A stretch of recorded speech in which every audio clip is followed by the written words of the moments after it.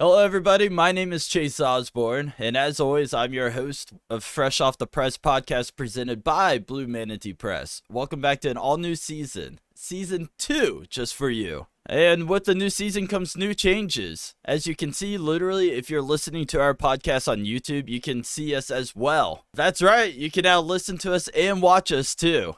As always, Fresh Off the Press is available for streaming wherever you like to listen to your favorite podcasts, but now it's available for your viewing pleasure on YouTube and Facebook as well. Just search Blue Manatee Press on both. Also, I am now joined with a co-host, Amy Dean, our editor and director of marketing at Blue Manatee Press. Many of you may recognize her from our episode discussing the editing process of new authors and illustrators. Hello, Amy.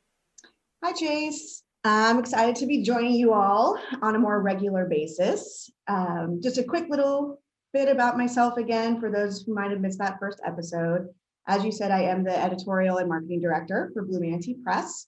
So I do a lot of the behind the scenes work with our authors and illustrators, getting their books ready to publish, as well as then promoting their books after the fact. So I'm excited to talk about just all of the authors and artists we have lined up, about their process and what it's like, to really put a book together, as well as just talking about favorite books in general and what they mean to all of us. That's right. I'm really excited for season 2. I'm liking this format. I'm liking that it's more visual now. I'm Yes, really excited. however, It's going to be a good season.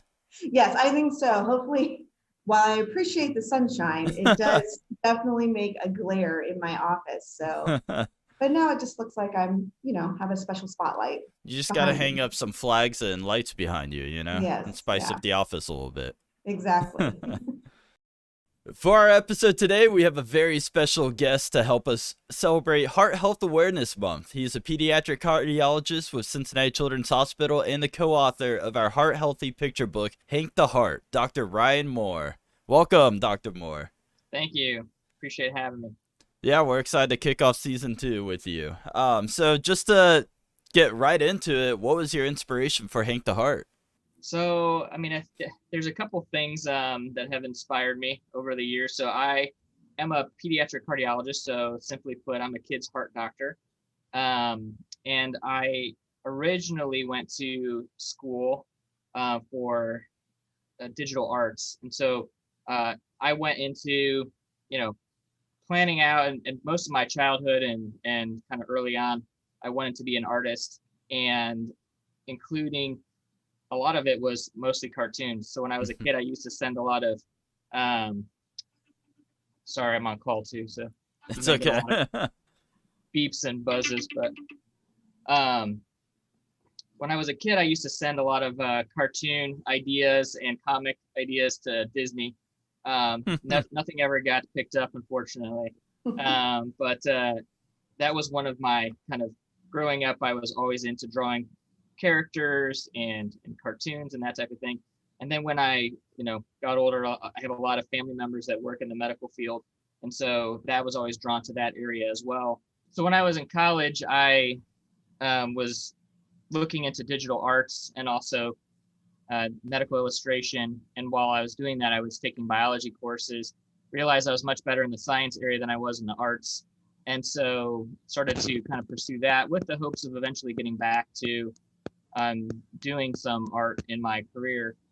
And then kind of fast forward many years, pediatric cardiology or, congenital hearts are very visual. And so I was very drawn to that area because of the differences that they have and how you really have to use that kind of, side of your brain from a creative perspective to kind of put things together. And it was when I started to work with families, realizing how difficult it is to explain to them sometimes what the things, what the heart looks like, was one of the inspirations, I think, overall for, creating a character that explains the heart simply. Also, my kids, after I had kids, reading to them a lot, I realized that if they're ever going to be interested in anything I do, I have to either get it on YouTube or kind of make a book out of it or something of that nature. So partly inspired as a parent to, get something that for my own kids, but also for the kids that I work with on a daily basis that can help them understand the heart better. Awesome. What was your degree in college, by the way? Because I remember seeing a tweet from you about like being a liberal arts turned into doctor or something. Because my Oh yeah. primary care, he was actually like me. He was a history major, and he became a doctor. And I was like, "Whoa, you're on two polar opposite ends." Yeah, that's interesting. So that was a tweet in response to a negative tweet about people with liberal arts degrees going into medicine. And so the Myers, I was initially started out as a fine arts major, again looking into medical illustration. So I was taking biology courses. Quickly, I switched over to biology, and then I've always been a dichotomous type of person and trying to stretch my brain to different lengths. So I ended up being a religious studies major and a biology major. I don't own both degrees because I wasn't smart enough to realize that if you did a Bachelor of Arts, then I would have probably covered both, but I was a Bachelor of Science in biology. And then I had chemistry minors and also took Japanese. So that was another, and partly maybe why Hank has a little anime type of appearance to him. That was one of the areas that I was drawn into the arts. Yeah, when's the Hank the Heart graphic novel coming out? It's a good question. My kids ask for that all the time. They're getting older, so now we have to add. They want to add blood and other things to Hank. I'm like, that's not really the purpose of it. We have to kind of keep it more kid friendly at the time. So in general, how did Hank and the book come together, and what was the process like? And that's something that like both you and Amy have good insight on right there. Yeah. So yeah, I'll start and kind of hand over to Amy. But so John Hutton, who is the owner of Blue Manatee Publishing, and then prior owner of the Blue Manatee Bookstore, he was a co-resident with me. So him and I had kind of grown up in the medical field together in a way, and him and I had worked together a lot on that area, and so I'd always maintain a big fan of his, especially as I had kids and were reading books to him, books of his to my children. I approached him about this idea of kind of creating books that would be, character based, interested in kind of health literacy as a topic. There's not a lot out there in the market, and I think it's also one of those things that that our patients and families need, but also their peers and others, as we kind of talk about differences in the world. These are, some things, as well as science, which has become, another big topic in education. And so this was, the idea behind it. And so I kind of reached out with John, and then John said, well, let's talk to Amy and see what Amy thinks. And that's kind of how we started. I did like the idea, the inspiration behind it, the sense that we would be, first of all, I used to be a bookseller, and a lot of the books that you would see that are, medical based, either how the body works or about how, what going to a doctor might be like. A lot of them are significantly out of date. Things that aren't, perhaps are still kind of true, but we've learned more since the 80s. And so there's things that we can kind of update there. And a lot of them also, and this is something that I'm sure Ryan, if he was being honest, would say he probably found a little, maybe frustrating, but Hank the Heart is intended for the most part for early elementary age students. So while we never want to lessen our content or make our content, too easy or I hate this term, but dumbed down, we did want it to be easily accessible for that age group. And a lot of those other books, while they're great, and there are some good ones out there, they're picture books, but they're displaying information that's really at a high school or above level. So we were trying to think about how can we make this information clear, accessible, inviting, interesting, and fun for this age group, all while still being medically accurate and the most up-to-date information.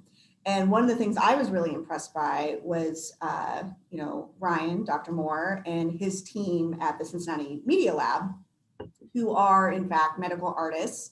And a lot of what they had done previously is sort of, sort of 3D graphics, kind of walking patients through certain procedures or the pieces of the heart that they would be taking a closer look at. And shifting from that to book illustration is not easy. It's not the same type of artwork. So there was a learning curve a little bit there, but I think they did a wonderful job taking these, again, really complex systems and intricate parts of the heart and making it make sense for the target age group, which again is that early elementary age. So, that was something that for me, as someone that's not in the medical field, part of my job was a lot of times saying, I don't know what this means. So can we please elaborate here? Or can we find another way of saying this? So that was a lot of my part of just trying to think about our audience and how we can kind of convey that information effectively. Yeah, and I think a big shout out to Amy for her work on the book. So, in my job, I'm an imaging person, so I do a lot of kind of sort of like a radiologist, but a heart doctor that kind of reads all the pictures. So I'm the behind the scenes kind of person. So I always appreciate the behind the scenes people because I feel like we never get enough credit. But Amy was very much an integral part of getting this book. I think John and I had a lot of crazy ideas and in a lot of different ways. And so Amy really toned those down and say, yeah, but that doesn't make any sense. And we thought it was really funny and cute in the medical sense. But, if you ever hang out with a bunch of doctors, you get kind of annoyed really quickly as they start to talk about their stuff. And then, my wife experiences this a lot. So that was, she's another kind of inspiration for how do you actually, make this information, not only like break it down to a simple form, but also something that's interesting to people. And so that I think that's the other kind of key piece. So Amy definitely helped out with that. Yes. And we also, I think, this was your first book. So there was a learning curve there, I think, a little bit about even just page count, like simple kind of on the publishing side terms of, thinking about what's called the gutter of a picture book, which is where the fold is. And you don't want key information to be in the gutter. And just even just those things as we're thinking about page layout and design was a big piece of a lot of our conversations as well.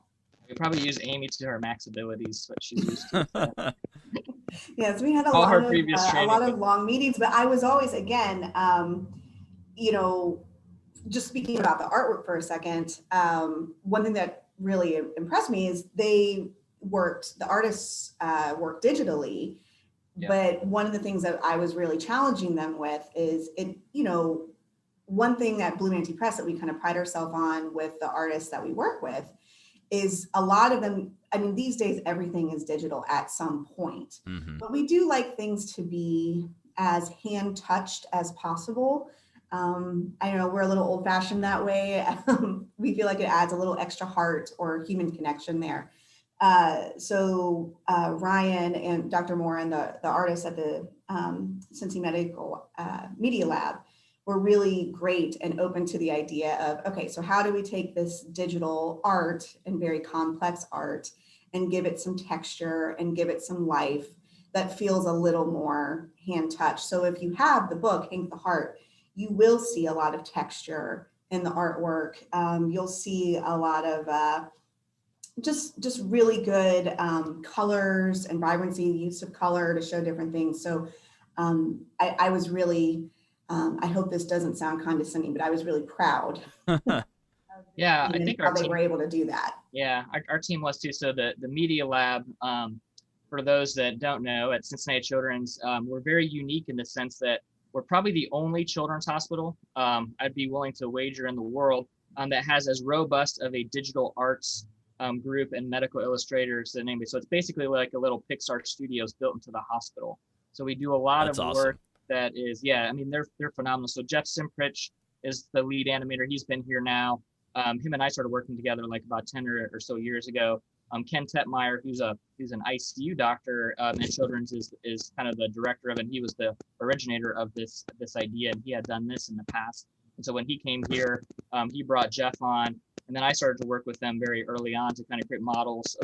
We have a Heartpedia app is what it's called, and it's an app that we use to teach families about medical conditions, or about the heart, basically about the different kind of heart conditions and stuff. I don't know if you can see it there, but you can kind of go on here, and then we can show the heart in 3D, and so we sort of work on that. We have all these digital animations that get really kind of detailed in terms of how we explain things. But Amy is exactly right that does not translate to a children's book. And so Matt Nelson, who really helped a lot of the early kind of Hank design. So I had the drawing, but obviously the drawing doesn't, I don't think I have an example over here, but the drawing doesn't really, speak to the depth of what it is going to be in 3D. And then we also had this concern or question of like, how do you actually make a heart anthropometrics, or, how do you transform it into a kind of a human ish, or kind of body style with the legs and the arms and all that type of stuff. So there's a lot of kind of character development to get,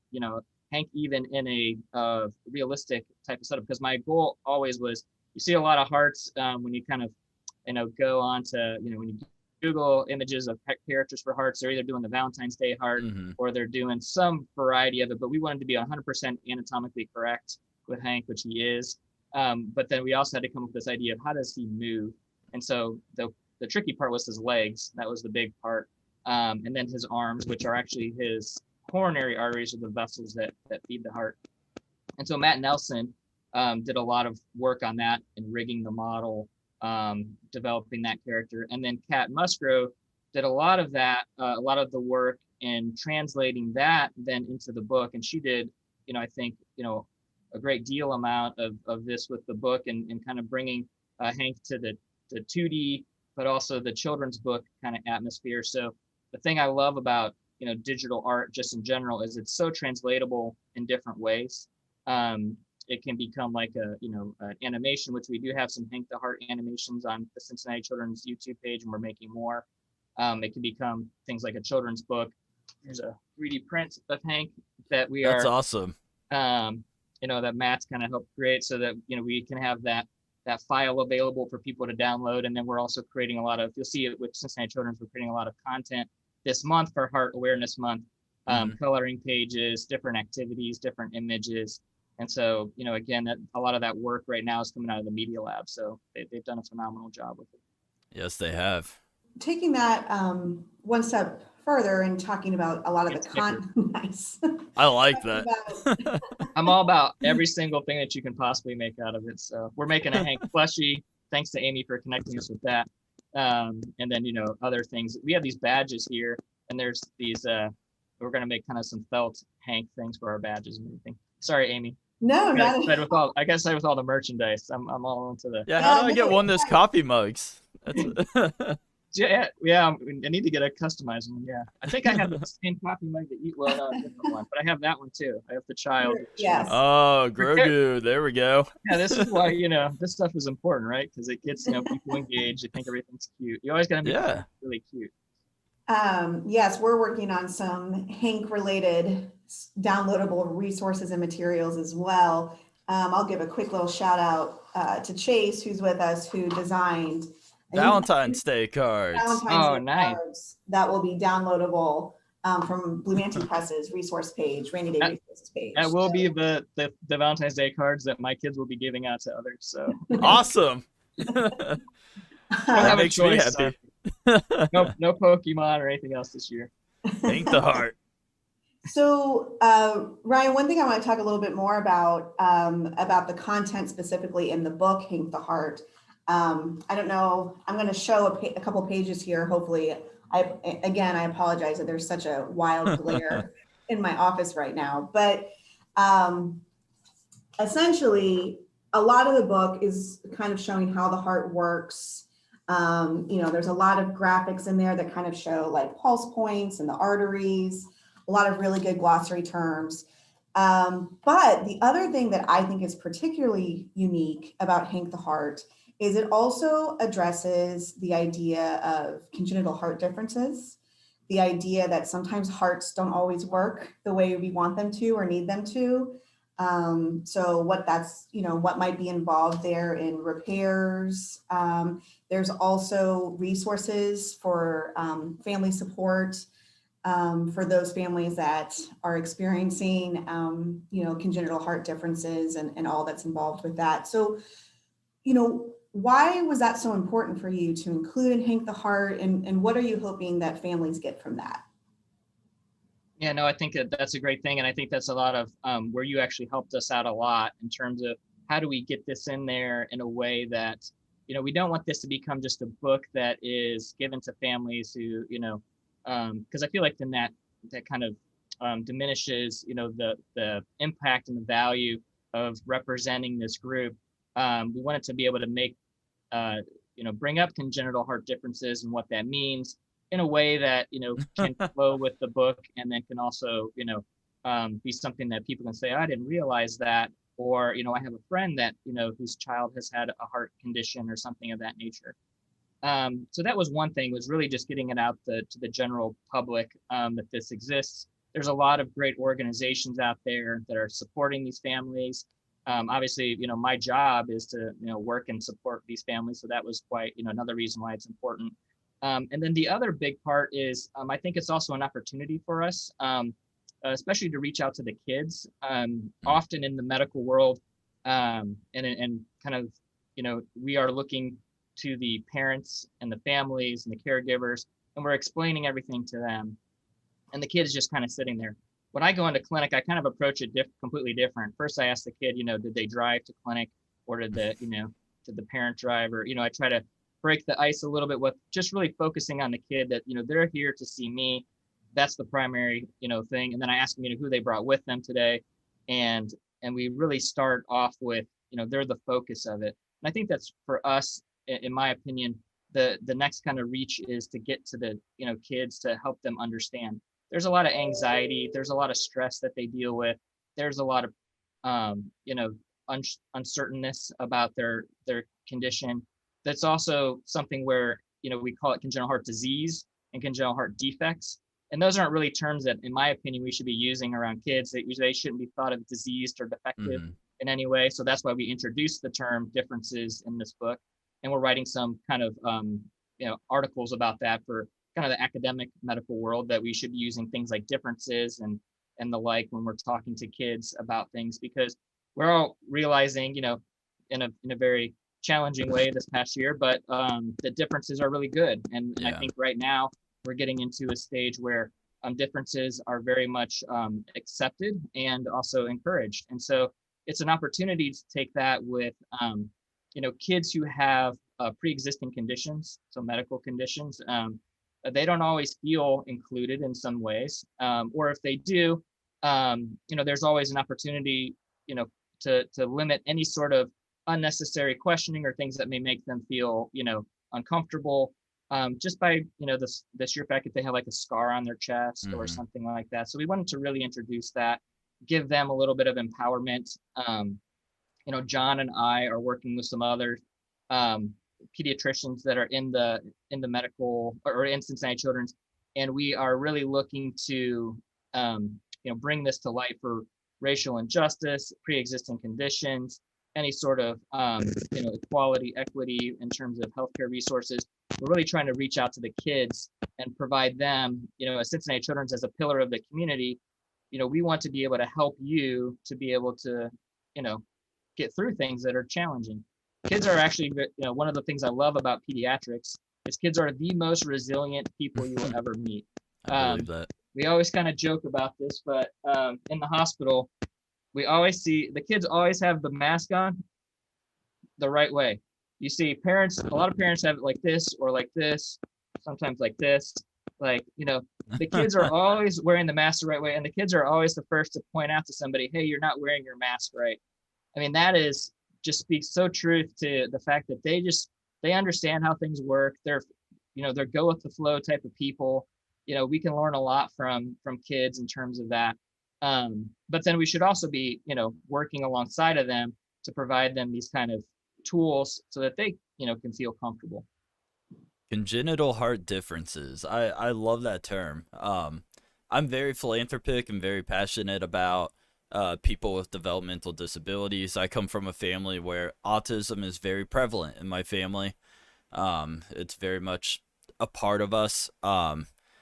And so, like, the fraternity I joined in college, we were focused on people with developmental disabilities and going out and building ramps in, public places and stuff. And yeah, I love that term, congenital heart differences. It's just the little things that you can do to make something just feel more accepting for everyone. And Yeah. yeah, I love that. Like, I love how I think has the state of Ohio. I know that we were actually, when I was in college, we were actively pursuing it, but I know Ohio was considering banning the use of the R word as a medical term too. I don't know Yeah. if. Yeah, and I think it's this is one of the benefits of social media in a way, is that and then also I think as our culture has evolved a little bit, definitely again over the past year or so, I think we're starting to realize that there are things that a lot of people are we all know that everybody has differences. That's no Hmm. I'm up near Chicago is where I grew up, northern Indiana, between Gary and South Bend. So I grew up in a very diverse area. And when I kind of moved around to other parts of the state of Indiana, Cincinnati's probably similar to where I grew up in terms of diversity. You realize that there is a lot of there's still a lot of old way of thinking, or people that just haven't come around to the idea that difference is good, Yeah. even though they are different themselves.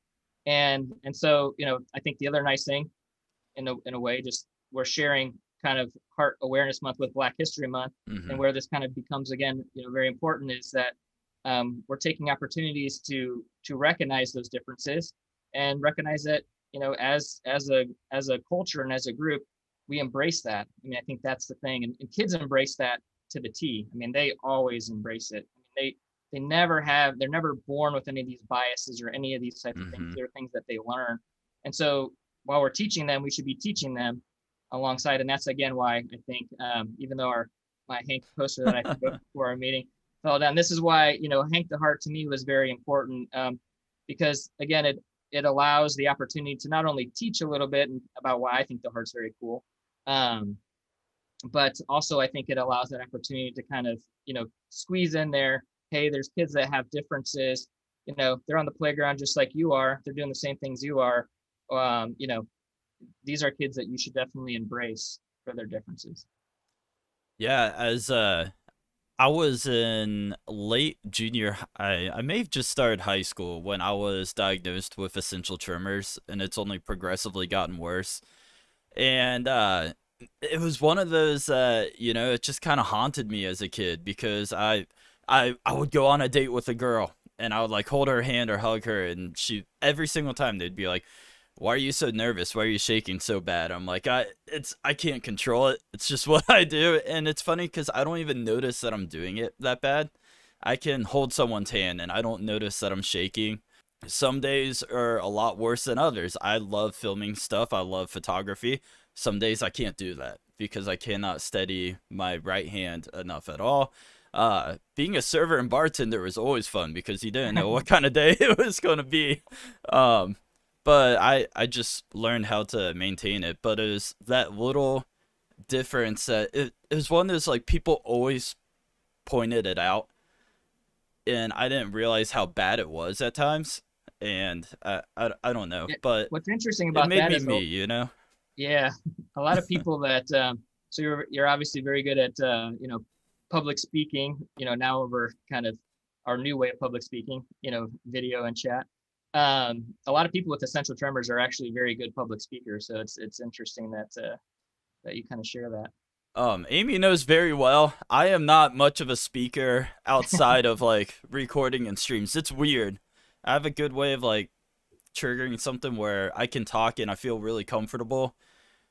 I stream on Twitch, and I think that has helped me a lot. I used to make YouTube videos that did really well back in the day. And I'm sure my kids have watched all of them. So well, if they watch gaming content, then yeah, they probably have at some point.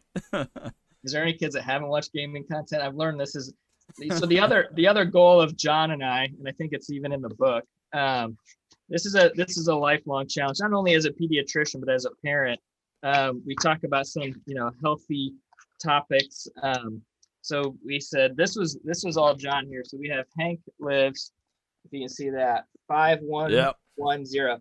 It's actually 5210, where you have 2 hours of screen time per day. But John, as the literary person he is, but Right. we could just push it to one. So that's kind of a new recommendation, at least from the Hank the Heart book, is you should do 1 hour screen time per day. Not very easy to do, but the other part is, creating things in different media. We should always, I didn't even realize until I had kids how much I loved children's books kind of growing up, but also kind of the characters in them. And I think it again gets to, the beautiful thing that Blue Manatee does, I think, just at a local level, but also kind of on a national stage, is, creating these children's books. You guys always have, phenomenal artists, like you said. I think the content is always very entertaining and fun. I've enjoyed, almost all of the books that come out of Blue Manatee Press. And, that was why when we had this idea, that was, I reached out to John right away and said, I would love to see if there's a way to do this. And so we are coming up with a Hank ABCs book that'll be more for another passion of mine and John's is reading to babies and kind of emergent literacy. A lot of brain development, and this is where a lot of John's research is at. A lot of brain development happens in the newborn period. Interestingly, for babies that are born with congenital heart differences, they have to go through surgery pretty early on. Yeah. And so the family's stressed out. They've got surgeries to worry about. They've got other things to deal with. Reading to the baby is probably not the first thing they think of. But for our kids with congenital heart differences, they have neurodevelopmental delays or can have that later on. And so it's probably a critical point, and something as easy as, reading a book a day to the baby. That's what, that's actually where some of our research is going and some of our interest is going. That's exciting. Yeah. I like that. I Hank the Heart ABCs. So it's going to Right. be like basic vocabulary then, or? We're kind of mixing it up. So we're going to Okay. have some, A would be for arteries, B for blood, C's for caring, D's for differences. So kind of Okay. things that mixing a little bit of the science with the kind of, things that we generally think about. I think that we can do a 1 to 10 book too, maybe in there, and 8 for 80s, because there's a lot of hearts related, power ballads in the 80s. So people will appreciate that. That's right. Come up with, I think one part, John and I were like, let's list every 80s ballad that has the heart in it, and we had like a list of 20. And I mean, there's a whole band. yeah, With just the there name is. Heart. Probably, yeah. So those are kind of the fun things again in the book process that that Amy was also very integral in. Is like, Ryan and John kind of try to stay on task with what we have to do here. So this book doesn't become like a 10-year journey. We actually got it done in a year, which I was very impressed by. And I'm still kind of looking back with a lot of the stuff that I work on, like getting this done in a year was very impressive, and very much, thanks to Amy on that one. I can see Hank now already with the Billy Ray Cyrus mullet, Oh, you yeah. know, and a Hank the Heartbreaker, good old we did- 80s. Yeah, we did some things for, the holidays. I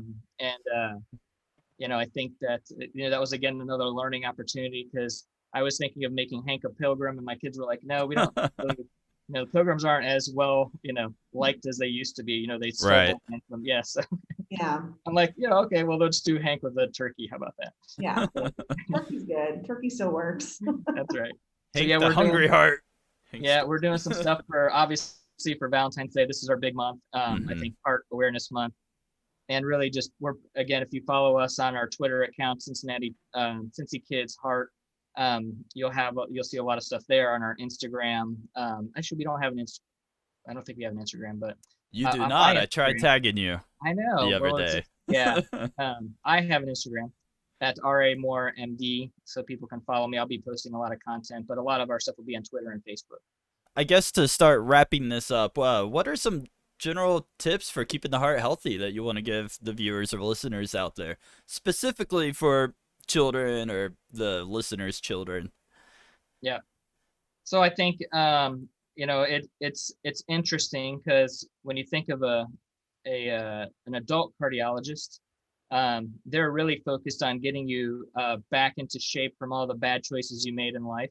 or not bad choices, but sometimes, genetics combined with, smoking, not Like great drinking eating coffee habits. every day, right? Yeah, well, I'm going to say that's healthy, but Well, if the doctor tricky. says it, Yeah. I'll keep drinking my coffee.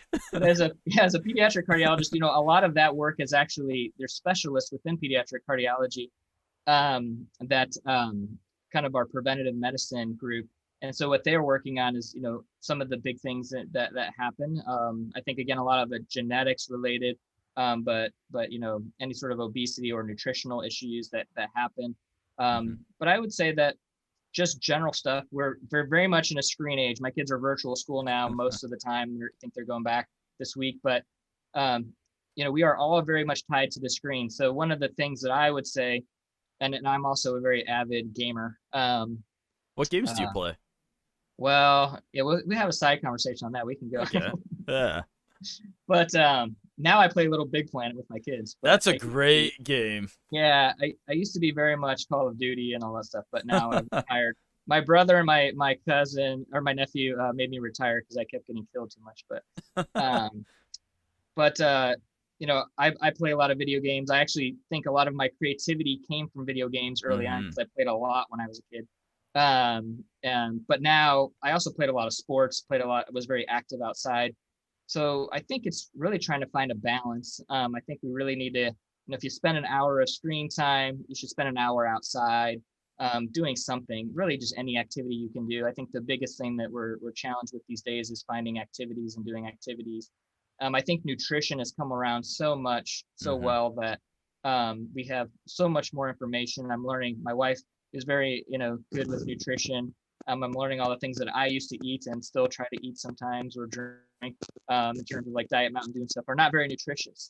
And so me as the cardiologist, I need to, heed my own advice and start, drinking more water. That's kind of the essence of life in a way is water. So we should always be kind of drinking water and staying very hydrated. What is it, like a gallon a day, right? We say about we try to aim for about 100 ounces would be like that. So yeah, it depends kind of, but I would say drink as much water as you can a day. We have some people who come in with a lot of we see a lot of teenagers with a lot of dizziness, lightheadedness, and we try to push them to like 80 to 100 ounces, which would be like 5 bottles of water. But I think that choosing water over other things, definitely over sugary drinks whenever you can. Again, something I have to heed my own advice on. And then picking the nutritional pieces, making sure you're doing nutritional foods again is something that I'm always encouraged by my wife, thank goodness. And then I think the activity thing is big. So you'll see too, one of the things that we came up with Hank was that his name kind of stands for something. So H stands for the heart, A stands for activity, N stands for nutrition, and K stands for kindness. And so as we're kind of rolling out this Heart Awareness Month, the first week we'll be talking about the heart. The next week we'll be talking about activity and getting active and staying active. The third week will be about nutrition. So we have one of our awesome nutritionists here, Megan Horsley, who's also a good friend of mine that we do a lot of these Ragnar runs with as a group. And so she'll be kind of talking about nutrition and how to use nutrition to make your heart healthy. And then K for kindness, again, recognizing differences, mental health, all those pieces that the heart really is the center of. And I think the heart really plays a very critical role in your well-being. And again, as a biology and religious studies major, I kind of always try to bring these things together, into some way of how these are related. There's clearly the science piece of it, but there's all this very interesting mysticism about the heart in our history and our culture. And I think there's a lot of truth to that. The heart is kind of very much your centered piece of it. Any of us, who have had the privilege to fall in love, as I did with my wife back in high school, you feel those kind of sensations of in the around your heart and all that stuff and the butterflies and whatnot. When you hold your kids, you just know those types of things, and when you kind of interact with people you love. And so I think it's again, it's something that we feel that Hank serving a bigger purpose in a lot of ways, and in ways that we can kind of help to spread out a lot of good stuff. thinking about then just Hank and, he is the heart. Mhm. A lot of things about our bodies are pretty amazing and how they all work together. So maybe you could share with us just a few, facts about the heart that are your particular favorites. Why is the heart so cool? Yeah, so that's so hard for me because I think the heart is so cool on a daily basis. But I think if you go kind of towards the end of the book, It's one of like the things picking your that favorite kid, right? I know, right? Yeah. Um, so towards the end we talk about the differences. I really do find it fascinating how the heart is able to come into so many different combinations of things, and really another kind of big shout out to not only the history of cardiology or kind of the medicine around the heart, but pediatrics, or the people, the young ones who have always been dealing with these heart differences, or at a time when we couldn't take care of them. They're really the heroes, because them and the surgeons and the original providers in this area of congenital heart differences, they really were the first heart surgeries were done on kids.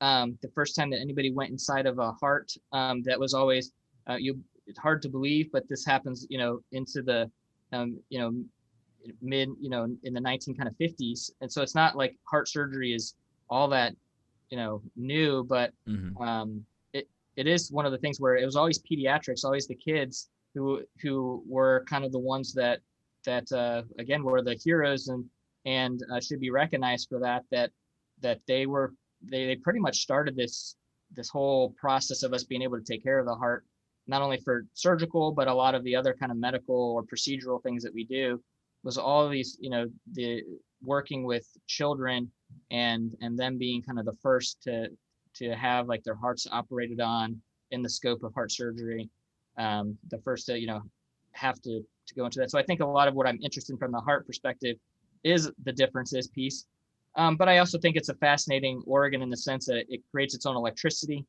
It is constant.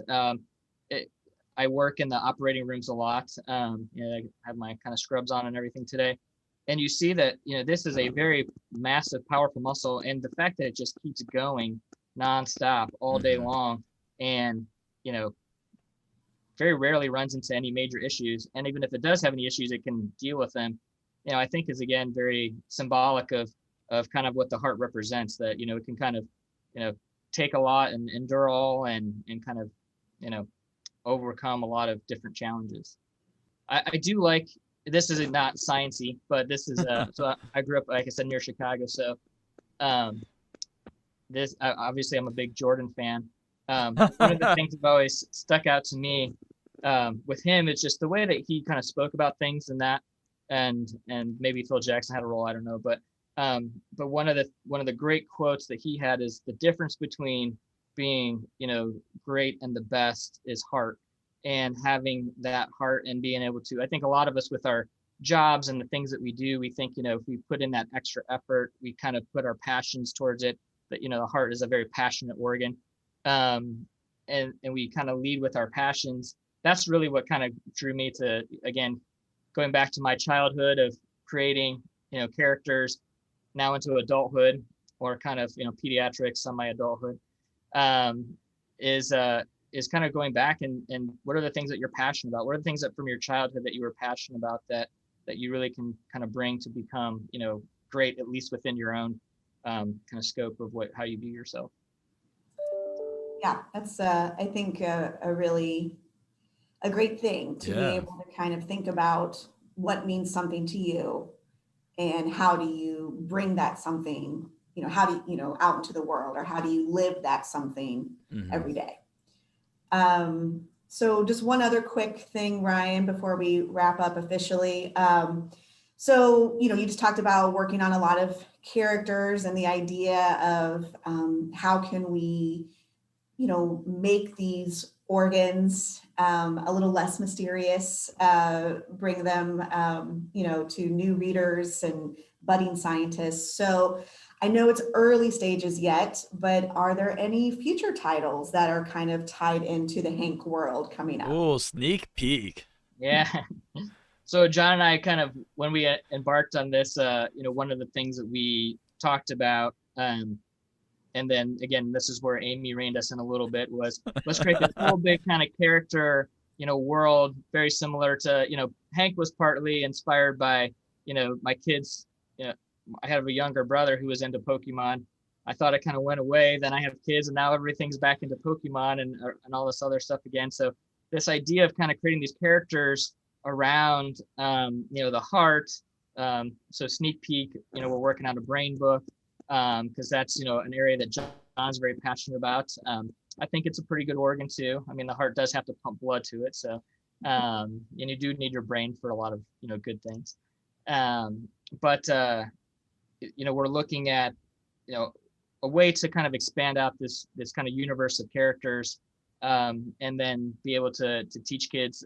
Again, I think with a little bit of a different view on health literacy. We're not really just hitting with, science-y facts nonstop. What we really want it to be is a little bit whimsical, but also a little bit of give them a taste of what it's like to be in the medical world, and what are the things that we see and that they may see with, again, themselves or their peers, their siblings, their family members. And so giving them an understanding of how the body works, how these organs work, but also kind of put a little spin on it with these characters. So the brain's coming up. We've talked about the lungs and the liver and every other organ. It turns out there's a lot of them. So, and then, doing things in different varieties with Hank, like an ABC book. We're doing some more animations. So, I think that, but up next is the brain. We are locked in on that, and that's what we're going to focus on. So, and I think the other part that you'll see, and something I should mention, is that all the proceeds that John and I received from the book, we're kind of funneling back into this literacy kind of research and program, particularly around different things where kids who may have a heart condition or heart differences, and we're trying to encourage families to read to them, but we're also gathering research around that to show that the simple thing of just introducing a book and reading a day can, we believe, impact their developmental outcomes, getting them ready for kindergarten, ready for preschool, being able to read. I think it should all be our goal as local Ohioans now that I'm, from a Hoosier to an Ohioan. I think that's welcome to the Buckeye State. I know, Buckeye, that's right. That's mine. And so, the goal should be that every kid reads by age 5. And so we should all be pushing that all the time, but, using different, ways to get around to that. And so it's an area that John and I are very interested in. And yes, we are happily working on more characters. And we learned a lot of lessons from the first one. So we're hoping to, be able to focus in there and get some more content out there for everybody. I'm excited. When are we going to start making trading cards in, like Pokemon style? So trading cards, yes, but now Chase, because of your gamer enthusiasm, one of the things that I do a lot at Children's, like I showed you the 3D printing, but I do a lot of virtual reality and virtual reality experiences and those types of things. So we are creating like these kind of a virtual reality experience around like going inside Hank and watching the blood flow. I've always been kind of into this idea of using kind of games as a teaching tool. So using like I always definitely want to make a Hank video game. Actually, our next Hank animation is on exercise, and we're using, video games and kind of batteries, as my kids are always like running around with the Switch and then saying the batteries died. And I'm like, well, just like you have to kind of get out and run outside, you have to recharge it. So we're using Hank in that kind of video game world where he has to recharge himself as a little battery and, get active and be active and stay healthy. So that's kind of our next animation that we'll make, and hopefully I can make a video game off it after that. So man, how incredible of like Pokemon Go that actually like that summer had kids outside all summer long. See, wouldn't you like to go around with like a little, I don't know, like a little medical jar and just like scoop up organs off of the streets? I mean, sounds exciting, Yeah. Let's do that. Again, we'll have to have like a bloodless version, and then like for the more adults, we can maybe consider defense. Well, if you ever need a play tester for these future games, Gary signed you up. Yeah. Yeah, and I've actually worked with Extra Life for Kids before as a streamer with Twitch, with Oh, cool. Cincinnati Children's Hospital. So Excellent. Yeah. that's really exciting. So to finish this up, rapid fire questions. We call this Under Pressure. Fresh off the press, under pressure, ba-doom-ts. It'd be hard for me to give one word answers, but I'll try. All right. So you ready? Yeah. What is your favorite children's book? Aside from your own. Little Bear. Little Bear, a great one. Great one. Yeah. Yeah, I like he was very much I think he's the humor in that book, if anybody goes back and reads this, it's so funny. It reminds me so much of my kids in so many ways, like just the things that they say and the way that they think. His father always reminded me of my grandpa. Exactly. Like we did when I was fishing together and yeah. And I was I had a grandfather that had a lot of influence in me, so it was exactly that too. favorite character of all time? I'm a big Star Wars fan, so Boba Fett. I am too, if you can tell at all. Yeah. Well, the Book of Boba's coming out. Yeah. What is the most recent book you've read? So my wife is challenging me on this because, interestingly, I'm not as good of a reader as she is. She has read a lot of books recently. The most recent book that I've read, besides a children's book, it's gonna be hard. I read a lot to the kids. That's where I take on because It can be a children's book. the most recent one that we read was I'm blanking on the Bad Guys. Oh yeah. That whole Bad Guys series. Yeah, I actually don't know the that early one. reader series. Yeah, it's like a shark and a piranha and a wolf, but they're like the bad guys, but then they're actually like good, and so yeah, you can actually burn through those books pretty quickly, or basically whenever your kids are saying one more chapter, and then you book through it. The other one, it's about a hippo. Oh, Fiona's friends and Fiona's feelings. That's right? it. Oh yeah. Yeah. That's Little, it. product placement there. That's right. It was John's book. Pizza or tacos? Well, Pizza. you're from Chicago, yeah. That. Yeah, pizza, deep dish pizza. Yeah. Favorite way to exercise? Peloton now. Pelotons. Those are nice. Yeah, I mean, yeah, it's again, I think it's get into this area of having lots of content available. I mean, I'm impressed that these people, they actually are good. I would say that I usually get annoyed by instructors, but there's a few that annoy me, but I think for the most part, they're pretty good. Last one, Harry Potter or Lord of the Rings? Star Wars. But, Oh yeah, I would agree. I'm saving reading on the Harry Potters with my kids. Lord of the Rings, I think it was very good, but and I think the books are excellent. But I'm much of a science fiction, Star Wars kind of out there type of person. I like all the characters. I mean, there's just so many characters. That's what I like. The endless anything that has numerous characters of different backgrounds and different a lot of differences. I think that's the intrigue to me of Star Wars is that.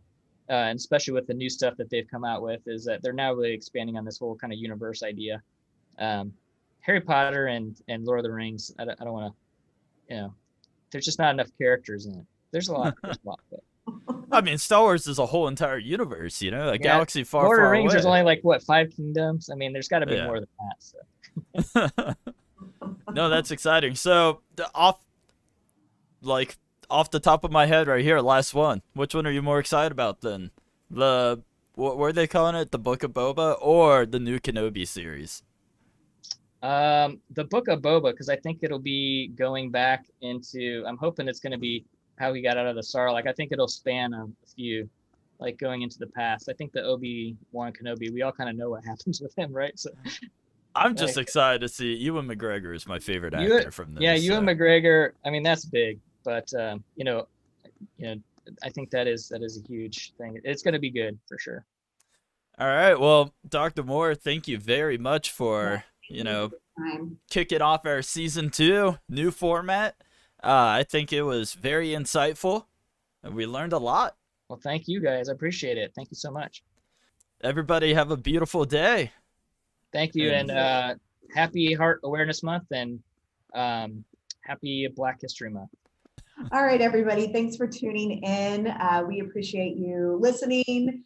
Go ahead and like this podcast or follow us on your favorite platform if you want to hear more from us.